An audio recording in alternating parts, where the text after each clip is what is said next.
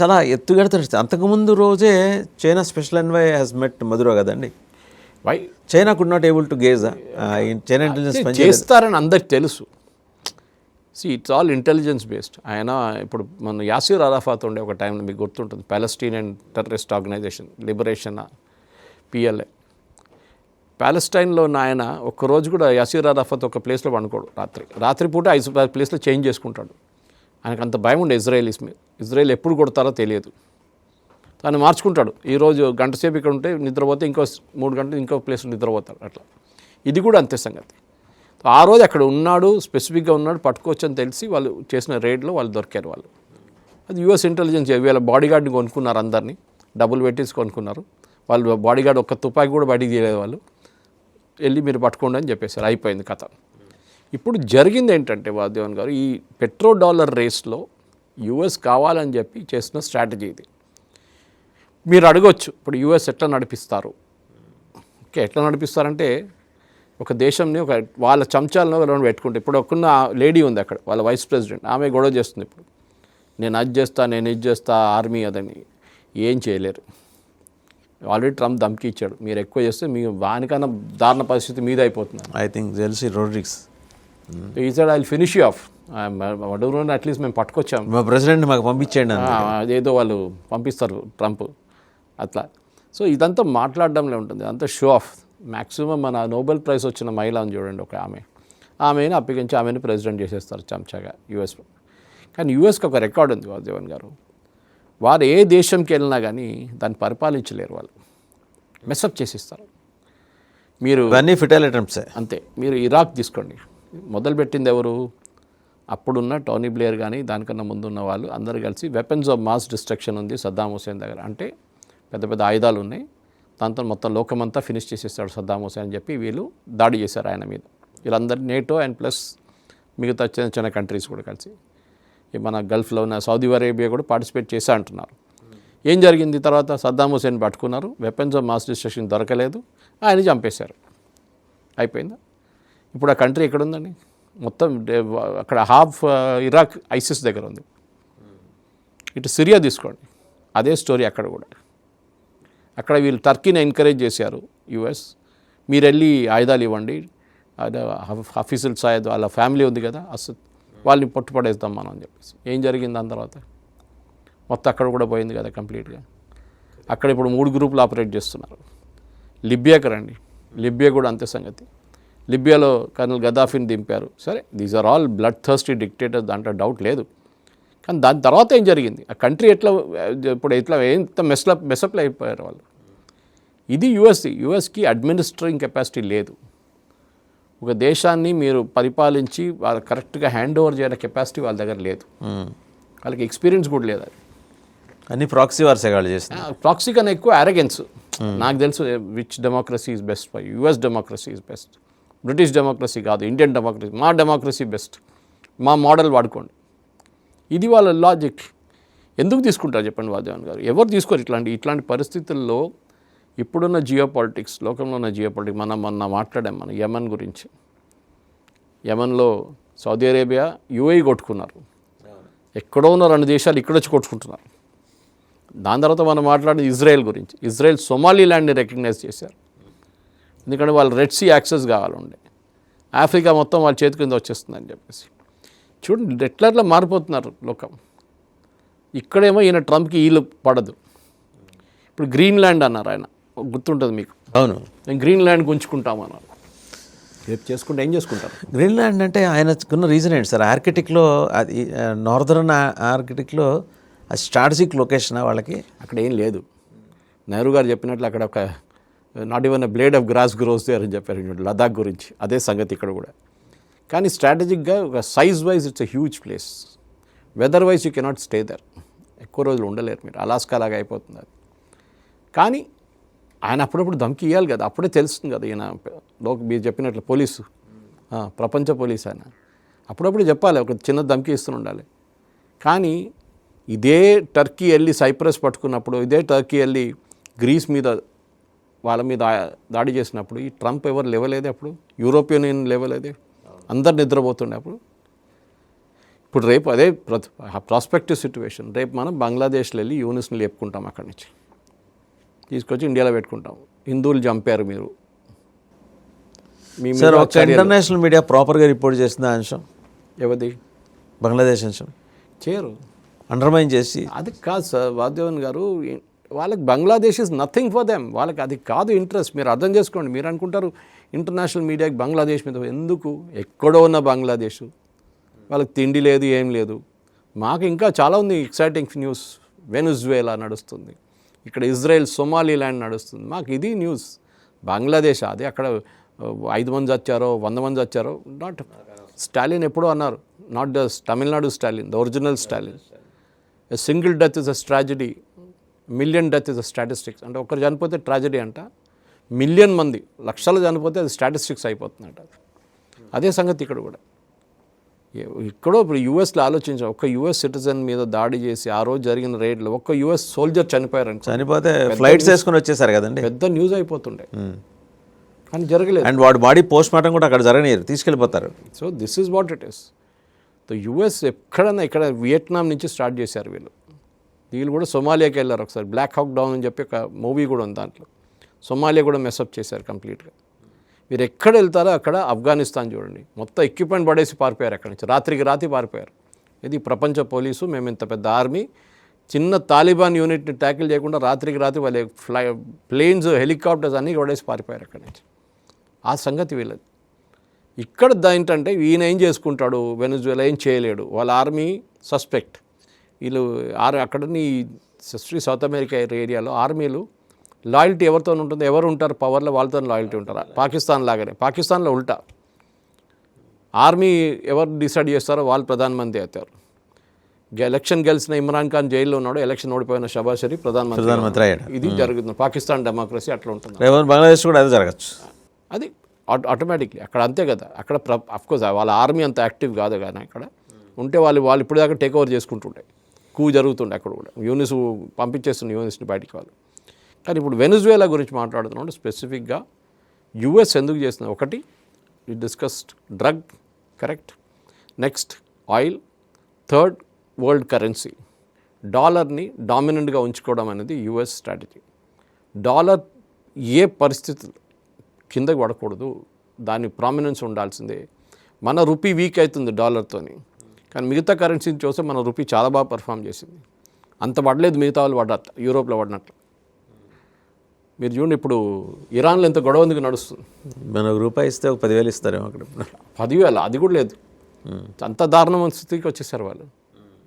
I think at one time Iranian currency was equal to $1 was 17 Iranian currency was $1 Shah పెరిగినప్పుడు, షా అను.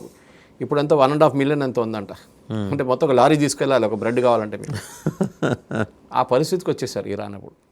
దానికోసం traders shop అంతా బంద్ చేసేసారు. ఇది problem Vasudevan గారు. ఇప్పుడు మన ఇన్వెస్ట్మెంట్ ఒక $1,000 బిలియన్ ఉందన్నారు కదా, ఓఎన్జీసీ విదేశీ 1,000 million అనుకుంటా. $1 billion. $1 billion big amount, but it's a substantial amount. అది యూఎస్ మనల్ని వాడుకొని ఇస్తారు. ఎందుకంటే వాళ్ళకి, నేను చెప్పాను చూడండి, వాళ్ళకి ఇది నడిపించడానికి మనుషులు కావాలి. ఇప్పుడు అమెరికన్ కంపెనీస్ భయపడతారు. రేపు వాళ్ళ పొటెన్షియల్ టెర్రర్ టార్గెట్. రేపు ఎవడైనా కావాలంటే ఇప్పుడు చైనీస్ వాళ్ళని కొట్టారు చూడండి పాకిస్తాన్లో, బెల్ట్ అండ్ రోడ్ ప్రాజెక్టులో. అట్లనే వీళ్ళని కూడా కొట్టచ్చు రేపు. అది కూడా జరగచ్చు. All things can happen. Nothing that is not predictable. ఇది మనం నోచుకోవాలి. బేసిక్లీ యూఎస్లో ఉన్న ప్రాబ్లం ఏంటంటే, ప్రెసిడెంట్ ట్రంప్ ఉన్నదాకా ఇదంతా ఉంటుంది. దీని తర్వాత ఏం చేస్తారు, దట్ బి బిగ్ క్వశ్చన్. రేపు ఫర్ ఎగ్జాంపుల్ డెమోక్రాట్స్ రారనుకోండి, కానీ జేడీ వ్యాన్స్ వస్తారు. ఆయన ఇదే పాలసీ ఫాలో చేస్తారా? ట్రంప్ లాగా అంత పిచ్చి పని చేయరు. ఆయన కొంచెం కన్జర్వేటివ్గా ఉంటారు, కానీ ఇట్లాంటి పని చేయడు. కానీ ఇది ఫస్ట్ టైం చేశారంటే చాలామంది సర్ప్రైజ్. ఇది ఇట్లా పట్టుకెళ్ళరే. అది దీనికన్నా ముందు కూడా చాలా టైం చేశారు. పనామా అప్పుడు జరిగింది, ఎప్పుడో జరిగింది, ఎన్నోసార్లు జరిగింది. పనామా కెనాల్ మాదంటున్నాడు. ఇప్పుడు మేము పెట్టుబడి పెట్టింది. ఇప్పుడు చైనా వాళ్ళు కూర్చున్నారు అక్కడ, వాళ్ళని తీసేసి మమ్మల్ని పెట్టండి అంటారు. ఇది కూడా జరగచ్చు రేపు. Anything can happen. సో మనం we should not be surprised. ఇది జరిగిన దానికి మన ఏదో డెమోక్రసీ పోయింది, ఏం చెప్తారు, కాన్స్టిట్యూషన్ పోయింది, వెనుజువేలా ఏంటి ఇట్లా అయిపోయింది. మన దగ్గర కమ్యూనిస్ట్ వాళ్ళు ప్రొటెస్ట్ డెమాన్స్ట్రేషన్ చేశారంట నిన్న ఢిల్లీలో. యుఎస్ గవర్నమెంట్ సపోర్ట్ చేయాలి, సారీ మన వెనిజువేలన్ గవర్నమెంట్ సపోర్ట్ చేయాలి భారతదేశం. మనకేం పోయిందా? వాళ్ళు కొట్టుకుంటున్నారు, వాళ్ళు చేస్తున్నారు, మనకెందుకు? వాడు మనకు హెల్ప్ చేసిండు ఏమైనా? ఈ మడూరు అనే మనిషి మనకి లాస్ట్ ఈ పెట్టుబడి పెట్టిన దాని ప్రకారం $1 బిలియన్ మనకి డివిడెండ్ రావాలండి. డివిడెండ్ ఇవ్వలేదు ఇవాళ దాకా. 40% డివిడెండ్ మనది. వాడు తవ్వుకున్నాడు, తీసుకెళ్ళిపోయాడు, ఆయిల్ అంతా అమ్మేసుకున్నాడు, మనకే రాలేదు. మధురోకిను వాడు చైనాకి సంబంధాలు ఉన్నప్పటికీ ఇటు మనకి భారతదేశం ప్రత్యేకించి ఆంధ్రప్రదేశ్ సత్యసాయిబాబా డిసైపుల్ ఉంటాయి కదా. 2005లో while was external affairs minister, he had visited. So the problem is simple. అయినప్పుడు మొన్న ఒక వీడియో కనిపించింది, ప్యాలెస్టీనియన్ వాళ్ళతో డ్యాన్స్ చేస్తున్న ఫోటో పిఎల్లో, గాజాలో. సేవ్ గాజా మన దగ్గర ఉండే కదా, సేవ్ గాజా క్యాంపెయిన్ అక్కడ కూడా నడిచింది. సో ట్రంప్ ఏమంటారంటే వీళ్ళు టెర్రరిస్ట్ గ్రూప్తో ఐడెంటిఫై ఉన్నారు, ఛాన్స్ ఇస్తున్నారు మీరు ఆయనకి. ట్రంప్కి ఛాన్స్ ఇస్తారు. సార్ అదొకటి నిజమేనా? ట్రక్ కార్టెల్ తోటి మధురో అసోసియేట్ అయి ఉన్నాడా లేదా? Yes, that is true. అది ఏ లాటిన్ అమెరికన్ ప్రెసిడెంట్ అయినా మీరు పనామా చూడండి, especially Colombia is the biggest. అక్కడ ఉన్న కార్టెల్స్ మొత్తం ఒక చిన్న ఆర్మీ, వాళ్ళు చిన్నది కాదు, పెద్ద ఆర్మీనే. వాళ్ళు రాకెట్ ప్రపల్ గ్రెనేడ్స్, గన్స్ అన్నీ ఉంటుంది వాళ్ళ దగ్గర, కొలంబియన్ గ్యాంగ్స్ దగ్గర. ఇప్పుడు కూడా ట్రంప్ కావాలంటే ఏం చేయలేడు వాళ్ళని, చాలా తగ్గింది అనుకోండి వాళ్ళది ఇన్ఫ్లుయెన్స్. కానీ కొలంబియన్ డ్రగ్ కార్టెల్స్ అంటే చాలా ఫేమస్. మామూలు సాధారణ ప్రజానీకం పక్కన కూడా వాళ్ళు భయపడతారు. గ్యాంగ్స్ ఉంటాయి అక్కడ, మొత్తం వాళ్ళే పరిపాలిస్తారు, దేశం మొత్తం వాళ్ళ చేతులు నడుస్తుంది. ఓకే, ఇప్పుడు ఈయనైతే గ్యాంగ్స్టర్ అని ట్రంప్ ముద్రేయటమా లేకపోతే నిజమేనా? అది నిజమే, ఎందుకంటే అక్కడ ఉన్న మెయిన్ బిజినెస్ అది. ఇప్పుడు మీరు అడగొచ్చు, ఈ ఆయిల్ కాకుండా ఇంకేం బిజినెస్ ఉందంటే డ్రగ్గే ఉంది. ఈ ఆయిల్ మనీని వాడుకుని డ్రగ్ చేస్తున్నారు. ఫర్ ఎగ్జాంపుల్, మీరు $100 కొడుకున్న డ్రగ్, ఆ ప్రొడ్యూస్ చేసిన డ్రగ్ మీ దగ్గర ఒక ల్యాబ్లో అక్కడ యూఎస్కి వెళ్ళంగానే అది 5,000 అయిపోతుంది. అవును, ఇంత బాగా ఇన్వెస్ట్మెంట్ ఎక్కడ దొరుకుతుంది మీకు? రిస్క్ ఉంటుంది. పట్టుకుంటారు, లాయర్లు పెట్టుకొని ఇడిపించుకుందాం. మన దగ్గర కూడా ఉంటారు కదా అట్లా, లాయర్లు పెట్టి ఇడిపించుకుంటాం. మళ్ళీ ఇంకో కన్సైన్మెంట్ పంపిస్తాం, ఇంకో కన్సైన్. సో యూఎస్ ఏమంటారు, ఈ ఫెనటిల్ లాంటి డ్రగ్ తీసుకొచ్చి మా దగ్గర ఉన్న మా యంగ్ పాపులేషన్ని మీరు ఫినిష్ చేసేస్తున్నారు, మేము అది చేయనీయం, we will not allow this to continue. See Maduro అని ఒక ఎగ్జాంపుల్ కాదు వాసుదేవన్ గారు, వెనిజువేలాని ఒక ఎగ్జాంపుల్గా ట్రంప్ ఒక లాబొరేటరీ లాగా తయారు చేశాడు దీన్ని. మీరు చేస్తే మేము ఇది చేస్తాం మిమ్మల్ని. It's direct threat. అప్పుడు చాలామంది అన్నారు, మోదీ గారికి కూడా థ్రెట్ ఉంది. మోదీ గారికి ఎందుకు ఉంటుందండి? We're a democratic country, that's a difference. ఆయన టార్గెట్ చేస్తుంది అందరు డిక్టేటర్షిప్స్. ఇదే కంట్రీ డెమోక్రటిక్గా ఉన్న కంట్రీ ఎవరినైనా థ్రెటన్ చేస్తే వాళ్ళు డెఫినెట్గా హిట్ బ్యాక్ చేస్తారు. ఇప్పుడు సౌత్ ఆఫ్రికాని ధమ్కి ఇచ్చారు ఆయన చాలా రోజుల ముందే, మీరు బ్లాక్స్ అందరు కలిసి వైట్ని చంపేస్తున్నారు అక్కడ అని చెప్పి. అపార్థైడ్ టైంలో ఉల్టా ఉండే, ఇప్పుడు ఉల్టా అయిపోయింది. ఇది కథ అంతా మొత్తం మారిపోయింది. ఓవైసీ ఒకటి మాట్లాడారు చూసారా మీరు? నిన్న ముంబైలో జరిగిన దాంట్లో అంటే ఆ comparison illogical, irrational, but still అంటే ఓవైసీ మంచి ఆరేటరీ స్కిల్స్ కదండి. ఆయన కన్విన్స్ చేసేస్తాడు ఆయన పదజాలంతో.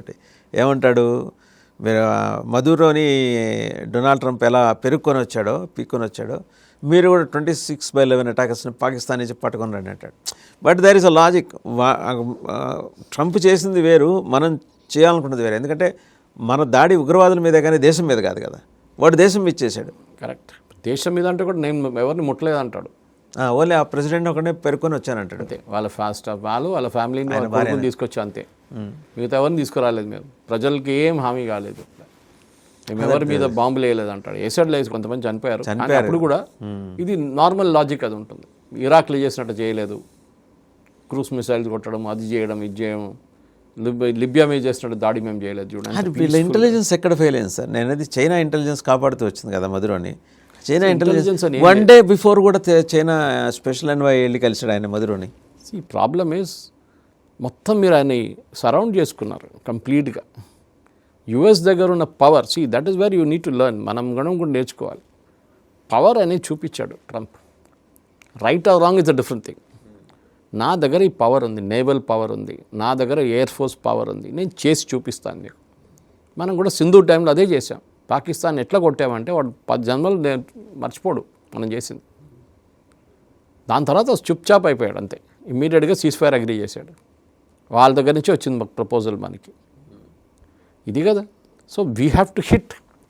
ఆపరేషన్ సింధూర్ కన్నా ముందు మనం బాలాకోట్ చేసాం. ఉరీ తర్వాత సర్జికల్ స్ట్రైక్స్.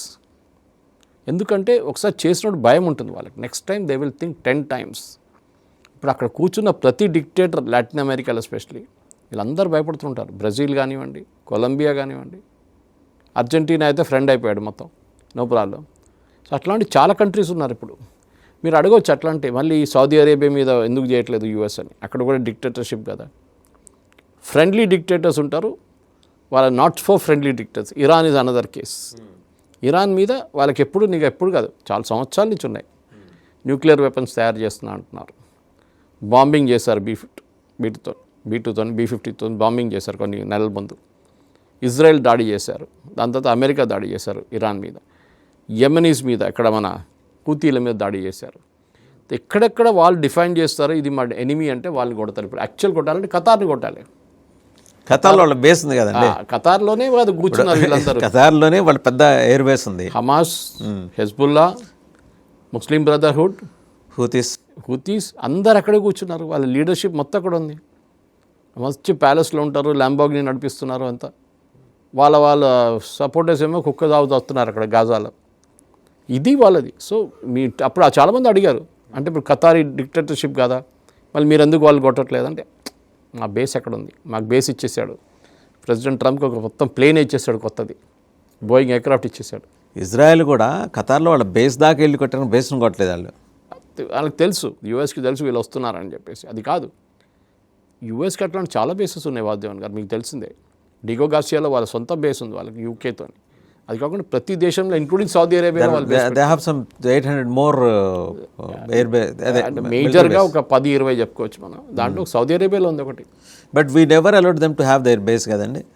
అక్కర్లేదు వాళ్ళకి, డిగో గార్సియాలో ఉంది కదా వాళ్ళ దగ్గర, పక్కనే కదా ఇండియన్ ఓషన్లో ఉంది. అది వాళ్ళు అక్కర్లేదు, దే డోంట్ నీడ్ ఇండియా. మనం రష్యాతో సైన్ చేసాం మన agreement, same agreement we have with US also. ఇప్పుడు F-35 తీసుకొచ్చి ల్యాండ్ చేశారు ట్రివాండ్రంలో, మనం ఎందుకు షూట్ చేయలేదు దాన్ని? F-30 మన ఎయిర్ స్పేస్లో దోడినప్పుడు మనం షూట్ చేయాలి కదా, దాన్ని చేయలేదు. ఎందుకంటే we have an agreement with them. Me aircraft ఏమైనా ప్రాబ్లం ఉంటే వచ్చి ల్యాండ్ చేయొచ్చు అని యూకేతో అగ్రిమెంట్ ఉంది మనకి. ల్యాండ్ చేశారు, తీసుకెళ్ళిపోయారు తర్వాత. So same thing is there with US also. ఎవరికి కానీ మన బేస్ ఎందుకు ఇవ్వాలి, మనకు ఇవ్వక్కర్లేదు. ఎందుకంటే మన దగ్గర ఉన్నారు కదా కమ్యూనిస్ట్ వాళ్ళు, అప్పుడే వాళ్ళు ప్రొసెషన్ తీస్తారు ఒకటి, డెత్ టు అమెరికా అంటారు. మళ్ళీ అక్కడ వెళ్ళి వాళ్ళ కొడుకులు కూతురు అందరూ అక్కడ చదువుకుంటున్నారు, అక్కడ వెళ్ళి కూర్చుంటారు వాళ్ళతో. మన ఆంధ్రప్రదేశ్ నుంచి నాకు ఫేమస్ కమ్యూనిస్ట్ లీడర్ ఉన్నారు, ఆయన అప్పుడప్పుడు యూఎస్లో కనిపిస్తుండే, ఆయన పేరు తీసుకొని ఆయనది. కానీ ఆయన పొద్దున్న లేవగానే డెత్ టు అమెరికా అంటారు, ఆమె తగలబెడతారు అమెరికన్ ఫ్లాగు, ప్రెసిడెంట్ ట్రంప్ని తిడతారు, కానీ అల్లి అమెరికాలో కూర్చుంటారు. ఇది వీళ్ళ హిపోక్రసీ. పినరాయి విజయన్ ట్రీట్మెంట్ కోసం Kerala is the best model అంటారు, కానీ ఆయన ట్రీట్మెంట్ కోసం మేయో క్లినిక్ వెళ్తాడు యూఎస్, ప్రతి 3 నెలలు ఒకసారి వెళ్తాడు. సరే, ప్రపంచంలో ఎక్కడెక్కడి నుంచో కేరళ ఆయుర్వేదం కోసం వస్తారు. సో మన కమ్యూనిస్ట్ అనే ఫిలాసఫీ, మడూరో గురించి అనట్లేదు, కానీ communism as a philosophy is dead. ఇప్పుడు క్యూబా వాళ్ళు ఎందుకు భయపడుతున్నారు? బట్ ఆయన ఫిడెల్ కాస్ట్రో ఉన్నప్పుడు ప్రైమ్ టార్గెట్ ఉండే, మనకు అందరూ తెలిసింది. అప్పుడు జరిగిన కాంట్రవర్సీల్లో బే ఆఫ్ పిగ్స్, JFKతో అప్పుడు జరిగిన జాన్ ఎఫ్ కెనడీ ఉన్న టైంలో బే ఆఫ్ పిగ్స్లో క్యూబాలో వీళ్ళు తీసుకొచ్చి న్యూక్లియర్ మిసైల్స్ పెట్టారు సోవియట్ యూనియన్. అది పెద్ద డిప్లొమాటిక్ ఇన్సిడెంట్ అయింది. ఇప్పుడున్న మన యంగ్స్టర్స్కి తెలియకపోవచ్చు అది, కానీ ఆ టైంలో it one of the biggest flash points. ఒక న్యూక్లియర్ వార్ దాకా వచ్చేస్తుంది అప్పుడు. ఆ క్యూబా ఇప్పుడు ఎట్లా ఉంది చూడండి పరిస్థితి, దారుణం అయిపోయింది. క్యూబాలో పవర్ సప్లై లేదు. ఇప్పుడు వాళ్ళు వచ్చా one of the biggest buyers of Venezuela oil was Cuba. ఇప్పుడు వారు ఎవరిస్తారు ఆయిల్? అక్కడ కూడా చూడండి, డెఫినెట్గా ఒక 2-3 నెలల్లో అక్కడ కూడా ఒక మార్పు వచ్చేస్తుంది డెఫినెట్గా. ఎందుకంటే ఇదంతా చాలా థాట్ అవుట్ స్ట్రాటజీ అన్నమాట. ఓవర్ నైట్ తీసుకున్న డెసిషన్ కాదంటే ఎప్పటి నుంచి ఇండికేషన్స్ అయితే ఉన్నాయి. లాస్ట్ టర్మ్లోనే ప్రెసిడెంట్ ట్రంప్ చెప్పారు, లాస్ట్ టర్మ్లోనే అడిగారు వీడిని తీయాల్సిందే. అప్పుడే ఆయన వీడియోలు మొదలు పెట్టాడు అక్కడి నుంచి, మన యూట్యూబ్ వీడియోలు రికార్డ్ చేసి ప్రెసిడెంట్ ట్రంప్ని తిట్టడం. ఎన్ని రోజులు కూకుంటారు? ఒకరోజు కొట్టాడు, అంతే, అయిపోయింది. దాంతో ఫినిష్, చాప్టర్ ఎండ్ అన్నమాట. ఎలా సార్ అంటే అతని ప్రస్థానం ఏంటి, మధుర ప్రస్థానం ఎక్కడి నుంచి? బస్ డ్రైవర్ ఆ ట్రక్ డ్రైవర్ నుంచి అతను heroes to the level of president. అక్కడ ఏంటంటే మీకు అపోజిషన్ లేదు కదా, మీకు అపోజిషన్ ఉంటే కదా వాడు ఎలక్ట్ అయ్యేది. వాడు ఉంటే వాడిని తీసేస్తారు. ఇది మనం ప్రతి డిక్టేటర్షిప్లో చూస్తున్నాం. ఇది నార్త్ కొరియా గురించి మాట్లాడుతున్నప్పుడు కానీ, చైనా గురించి మాట్లాడితే worst dictators are Chinese dictators. ఎందుకంటే చైనా ఇప్పుడు ఇది ఎంటైర్ థింగ్, ఇప్పుడు చైనా పెట్టిన పెట్టుబడి అనుకోండి, ఒక $20 బిలియన్ పెట్టారనుకోండి వెనిజువేలా, ఎవరు తీసుకో, ఆ డబ్బులంతా పోయినట్లే కదా. యుఎస్ అక్కడ రానియరు వాళ్ళని.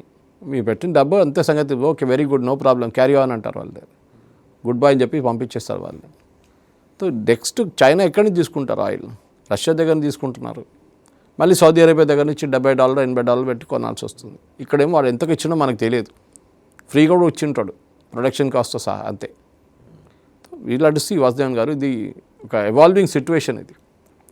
ఇప్పుడు గ్రీన్లాండ్ ఆయన ఇప్పుడు నెక్స్ట్ టార్గెట్ గ్రీన్లాండ్ దాకా వస్తానంటున్నాడు, కొలంబియా అన్నాడు. ఇంకేంటి ఎన్ని కబలిస్తే మొత్తం లాటిన్ అమెరికన్ కంట్రీస్ అన్ని జేబులో వేసుకుంటాడు. చేయడు అంత ఈజీ కాదు.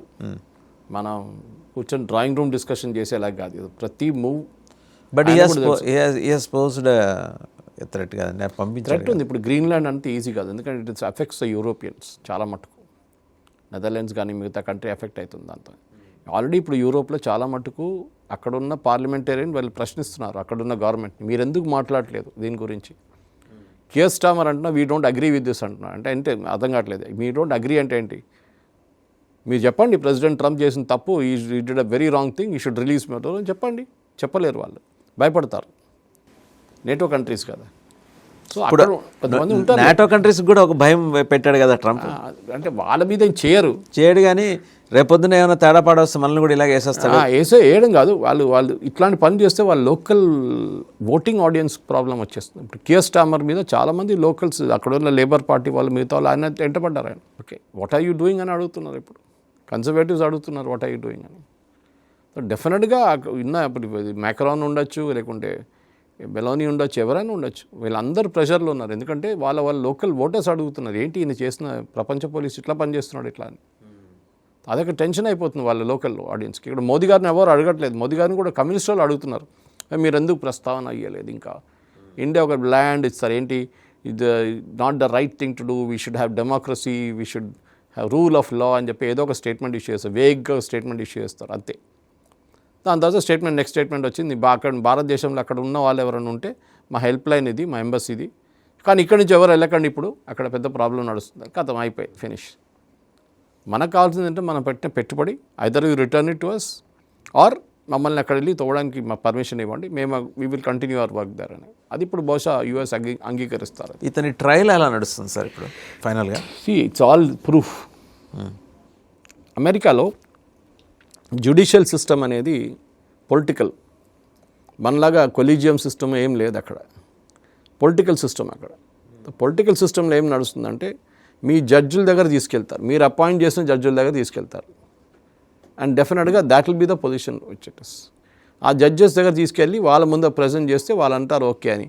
ఇప్పుడు ట్రయల్ జరగడానికి చాలా టైం ఉంది ఇంకా. ఇప్పుడు ఓన్లీ మన దగ్గర చెప్పినట్లు ఫైలింగ్ ఆఫ్ ఛార్జ్ షీట్స్ అంటారు చూడండి, వాళ్ళ లాంగ్వేజ్ ఇంకోటి ఉంటుంది, అంటే జ్యుడిషియల్ రిమాండ్ లెక్క అంతే. ఈ కేసు పొలిటికల్ డొమైన్లో ఒక వారం 10 రోజులు 1 నెల ఉంటుంది. దాని తర్వాత అందరు మర్చిపోతారు, మడూరో ఎవరైనా అడగారు. తర్వాత అక్కడున్న గొడవ చూసుకుంటారు. నెక్స్ట్ అక్కడేం నడుస్తుంది, అక్కడ ఎప్పుడున్న ప్రెసిడెంట్ వైస్ ప్రెసిడెంట్ అవుతారా, లేకుంటే బయట నుంచి ఎవరైనా తీసుకొస్తారా, ప్రెసిడెంట్ ట్రంప్ ఏమేమి నడిపిస్తూ అంటున్నారు, యూఎస్ కాంగ్రెస్లో ఏం పొలిటిక్స్ ఉంటుంది, అది సపరేట్ గొడవ.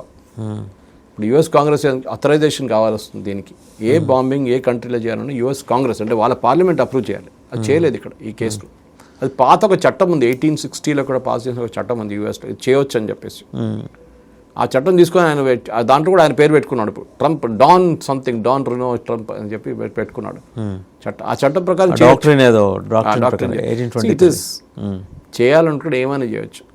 యూఎస్ ప్రెసిడెంట్కి ఇప్పుడు చూడండి, మీరు H-1B వీసా గురించి గొడవ చేసిన తర్వాత కూడా పోర్ట్ ఆఫ్ ఎంట్రీలో there is a law which you can deny. ఎవరైనా ఎంట్రీ చేయడానికి US president can deny an entry into your country, into his country. ఆ చట్టం ఉంది వాళ్ళ దగ్గర. సో అది వాడుకున్నారు. వీళ్ళేమో కోర్టుకి వెళ్ళారు, అది చేశారు, sorry there is a law like that అంటారు. అమెరికాలో చాలా చట్టాలు ఉన్నాయి అట్లాంటిది.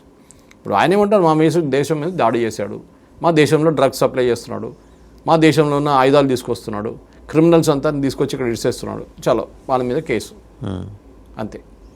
అది ఇప్పుడు మీరు ఇజ్రాయెల్ వాళ్ళు ఏం చేశారు, juice after the second world war Nuremberg trial ఎందుకు పెట్టారంటే వీళ్ళందరినీ ఎవరెవరు జర్మన్స్ ఉన్నారో, నాట్సీస్ ఉన్నారో, ఎవరెవరు చంపారో వీళ్ళ జ్యూస్ని, వాళ్ళందరూ తీసుకొచ్చి ట్రయల్ చేశారు. వాళ్ళు చాలామంది ఉరి తీశారు దాని తర్వాత.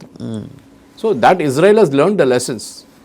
కానీ ఇది అక్కడ ఒక రెగ్యులర్ జరిగిన మర్డర్ అది ఆఫ్ జ్యూస్. అది మిలియన్స్ లక్షలు చంపేశారు వాళ్ళు నాట్సీ వాళ్ళు. ఇది అది కాదు కదా. Here it is a specific 2-3. వీళ్ళు చేస్తున్నది. ఇప్పుడు ప్రూవ్ ఇన్ చేయాలంటే వీళ్ళ దగ్గర డబ్బులు ఎక్కడ ఉండే, వీళ్ళు ఎంత సంపాదించారు, ఏ బ్యాంకులో తీసుకెళ్ళి పెట్టుకున్నారు, ఎక్కడెక్కడ పెట్టుబడి పెట్టారు, ఇదంతా చూపించాల్సి వస్తుంది.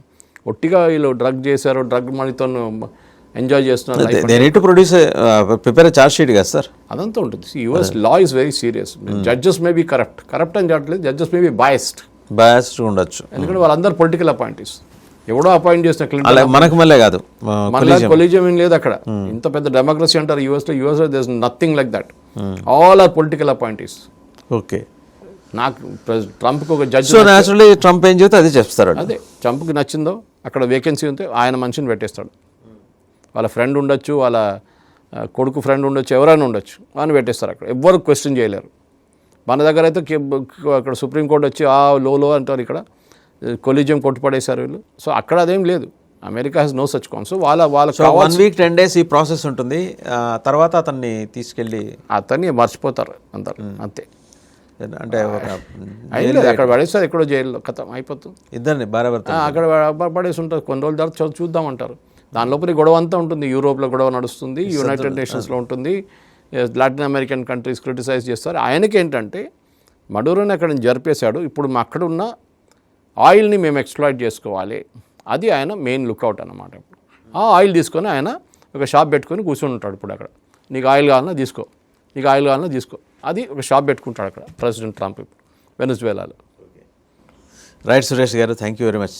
సో చూసాం కదా, వెనజులా క్రైసిస్ అనేది ప్రపంచంలో ఎలాంటి పరిణామాలకు దారితీస్తుంది, అలాగే వివిధ దేశాల మీద కన్నేసిన ట్రంప్ ఎలా వ్యవహరించబోతున్నాడు, ఆయన కొడుకో కూతురుకో అల్లుడికో వాళ్ళ సరదాల కోసం, వాళ్ళ వ్యాపారాల కోసం ప్రపంచంలో ఉన్న సహజ వనరుల దృష్ట్యా సుసంపన్నమైన దేశాల మీద ట్రంప్ కన్నుపడింది. Greenland next target Greenland, Colombia కావచ్చు, తర్వాత మిగిలిన దేశాలు కావచ్చు. ఆశ్చర్యకరంగా ఆయన ఆసియా దేశాల గురించి పట్టించుకోవట్లా, తాత్కాలికంగా టెంపరీ మాత్రమే. అలాగని మనం సంబరపడాల్సిందేం లేదు, ఎటు నుంచి వచ్చి కొడతాడో తెలియదు. నిన్ననే అన్నాడు ఇండియాకి సంబంధించి టారిఫ్లు పెంచే ఆలోచనలో ఉన్నా అని. సో ఆయన వదిలిపెట్టలా. బట్ మెయిన్ ఫోకస్ ఈరోజు ఏంటంటే ఆయిల్ రిజర్వ్స్, ఆయిల్ ఫీల్డ్స్ మీద కన్నేశాడు, రేరస్ మీద కన్నేశాడు వెంజులాలో. సో దానికి ఒక కారణం దొరికింది. ఏది, ఇతను డ్రగ్స్ నెట్వర్క్ ప్రధాన నిర్వాహకుడని, చీఫ్ అడ్మినిస్ట్రేటర్ అని, ఎవరు ప్రెసిడెంట్ మదురో. సో ఆ కారణంతో అరెస్ట్ చేసి తీసుకెళ్లారు. చాలా నాటకీయంగా జరిగిన పరిణామాలు ఇవన్నీ మనకైతే హాలీవుడ్ సినిమాని తలపిస్తాయి.